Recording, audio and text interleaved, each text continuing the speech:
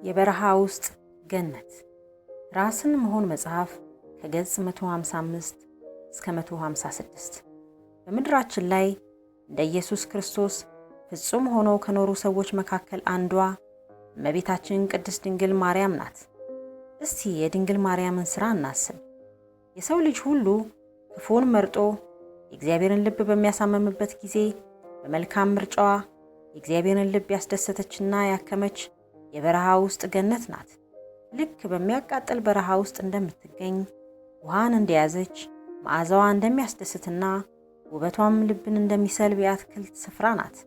ይህችም የእግዚአብሔር መኖሪያ ናት። ድንግል ማርያም ገነት ናት። የሰው ልጅ ሁሉ ፍጹም እግዚአብሔርን እንደመሰለችው እንደ ድንግል ማርያም መሆን አለበት። ይህም በአምላክ እናትነቷ ሳይሆን የአምላክ እናት እንድትሆን ያስመረጣትን ታላቁን ምርጫዋን በመከተል ነው። የእርሷ ምርጫ ራሷን ሆና እንደ እግዚአብሔር መሆን በመሆኑ እንደ እግዚአብሔር ሆና እግዚአብሔርን ወለደችው። እኛም ከእርሷ ተምረን እንደ እርሷ በመሆን እግዚአብሔርን መምሰል እንችላለን።